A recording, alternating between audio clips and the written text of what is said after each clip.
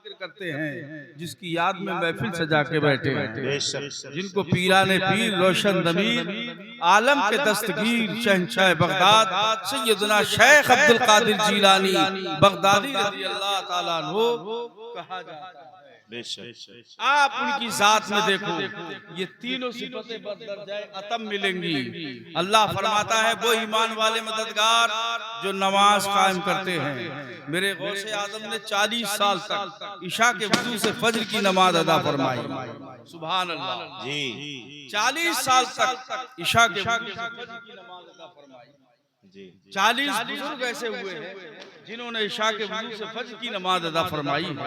इमाम आजम अबू हनीफा उन्हीं में से, इमाम हसन बसरी जो ताबई है वो भी उन्हीं में से है। ख्वाजा करीम नवाज के ताल्लुक से हमने एक रिसाले में पढ़ा था कि ख्वाजा करीम नवाज ने तो 70 साल तक इशा के वजू से फज्र की नमाज अदा।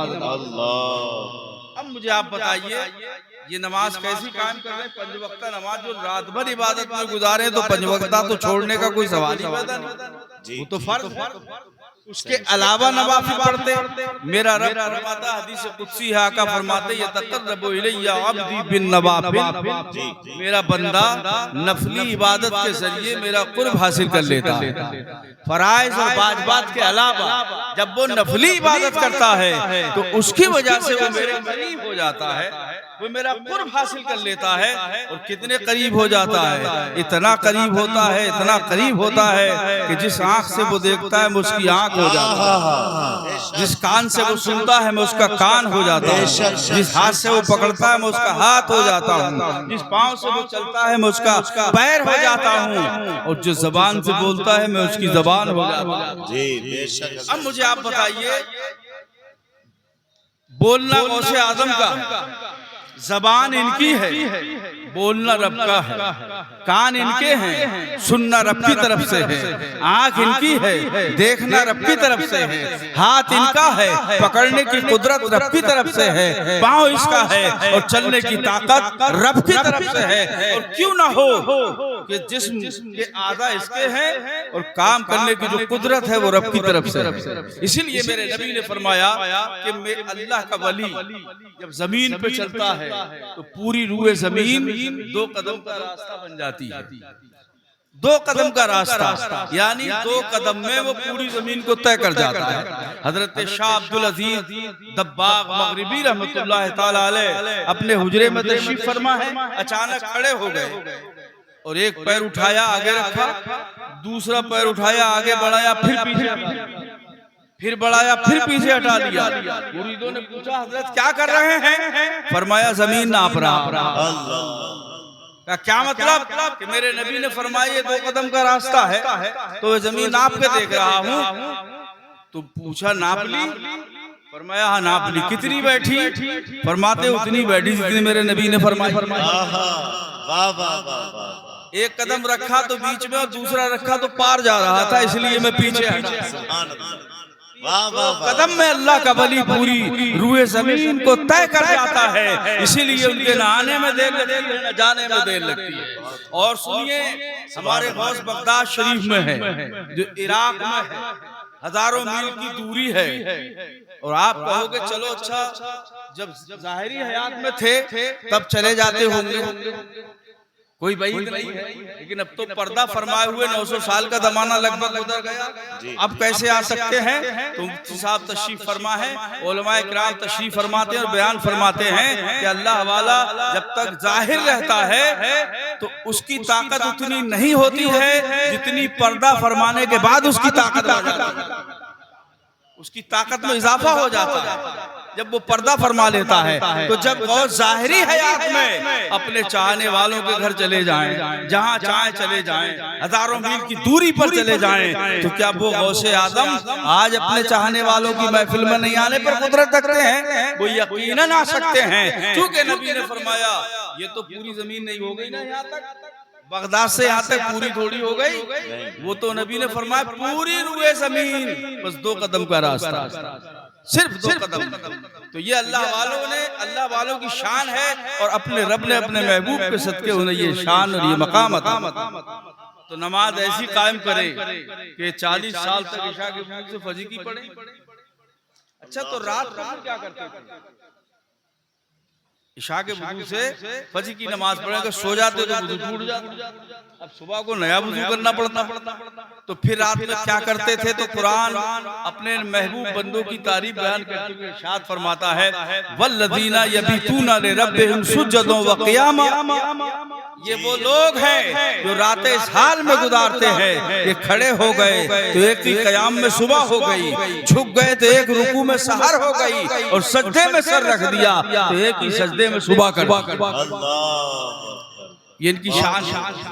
अच्छा एक सवाल और पैदा होगा कि जब ये लोग इशा के वुजू से फजर की नमाज पढ़ते तो फिर चलो नफली नमाज पढ़ते होंगे तो वो तो नफली नमाज हो गई, तहज्जुद कैसे पढ़ते होंगे? जी जी जी। अभी तहज्जुद की नमाज के लिए तो एक नींद शर्त है। जब तक नींद ना ली जाएगी तहज्जुद की नमाज नहीं, नफली नमाज। और नफली इबादत में सबसे बड़ा दर्जा तहज्जुद की नमाज। तो फिर ये तहज्जुद कैसे पढ़ते? और गौसे आजम और तहज्जुद ना पढ़े, गरीब नवाज और तहज्जुद ना पढ़े, इमाम आदम और तहज्जुद ना पढ़े, इमाम हसन बसरी और तहज्जुद ना पढ़े, ये 40 बुजुर्ग जिन्होंने इशा के वुजू से फजर की नमाज पढ़ी है तो ये तहज्जुद ना पढ़े, सवाल ही पैदा नहीं होता। तो कैसे पढ़ते? अब मसला सुनिए। आप बैठे हुए हैं दो जानू, बैठे बैठे आप पर कुनूत की तारी हो गई, गिरे नहीं, न इधर जमीन से लगे न इधर जमीन से लगे, न लेटे न किसी चीज का सहारा लिया, और इस तरह से बैठे बैठे आप पर कुनूत की तारी हो गई, नींद आ गई, तो वुजू नहीं टूटेगा।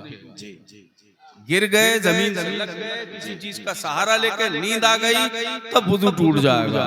तो ये बुजुर्ग शर्त पूरी करने के लिए बस बैठ के शर्त पूरी करते थे, नींद आ जाती, कुनूत की तारी होती, शर्त पूरी हो गई। अब बाद में जो इबादत कर रहे हैं वो तहज्जुद। बात समझ में आई? मोहब्बत से जरा दुरूद शरीफ पढ़ लीजिए सल्लल्लाहु अलैहि नबिय्युल उम्मी व आलिहि सल्लल्लाहु अलैहि। तो जो लोग नमाज कायम करते हैं वो मददगार हैं। तो ये सब नमाज कायम करने वाले सब हमारे मददगार हैं। जो ज़कात अदा करते हैं वो मददगार हैं। अब ज़कात चाहे जो फर्ज है वो हो या वाजिबात में से हो या नफली ज़कात हो, सब अदा करने वाले, गरीबों का ख्याल रखने वाले, जो ऐसा काम करते हैं वही तो मदद करेंगे। मुझे आप बताइए, जो गरीबों का हक है वही आदमी अदा ना करे तो फिर अपने माल से उसकी मदद वो कैसे कर सकता है? जब हक वालों का हक अदा करता रहेगा ना तभी तो मदद करेगा। तो कुरान फरमाता है युतून ज़कात, वो ईमान वाले मददगार हैं जो ज़कात अदा करते हैं, और वहुम राकिऊन, और ये वो लोग हैं जो अपने रब की बारगाह में झुके रहते हैं, आज इनकी सारी से पेश आते हैं। तो ये लोग मददगार हैं। अब हमें इन लोगों को तलाश करना भी है, इनसे मदद भी तलब करना है और इनके नक्शे कदम पर चलना। तो जो बलियों के सरदार हैं, पीरों के पीर हैं, मीरों के मीर हैं, शहंशाह बगदाद हैं, पूरा महीना हो गया 11वीं शरीफ चलते हुए, अब आखिर है और पूरा महीना धूम मची है तमाम आलम इस्लाम में, सुन्नी मुसलमान, और हर जगह जहां से देखो आवाज सुनो तो आवाज आती है, कहीं अभी रास्ते में भी कहीं आवाज आ रही, वाह क्या मर्तबा है गौस है बाला तेरा, ऊंचे ऊंचों के सरों से कदम आला तेरा। कहीं से आवाज आ रही, खुदा के फضل से हम पर है साया, गौसे आदम का हमें दोनों जहां में है सहारा, गौसे आदम सा किसी किसी आवाज आ रही है, खिला मेरे दिल की कली गौसे आदम और मिटा कल्ब की कली बेकली गौसे आदम। तो हर जगह चर्चा हो रहा है गौसे पाक का, इंसान ही नहीं जिन्नों में भी चर्चा है, फरिश्तों में भी चर्चा है, क्योंकि आप शेखुल कुल हैं जी, शेखुल कुल। सिर्फ इंसानों का ही पीर नहीं हूँ, जिन्नों का ही पीर नहीं हूँ, फरिश्तों का ही नहीं, मैं सबका पीर। इसीलिए पीर और भी उन पीरों का भी पीर। जब पीरों के पीर हैं तभी तो पीराने पीर हैं, तभी तो पीराने पीर हैं। अल्लाह पाक मुझे और आप सबको गौसे पाक के फैज़ान से माला माल फरमाए।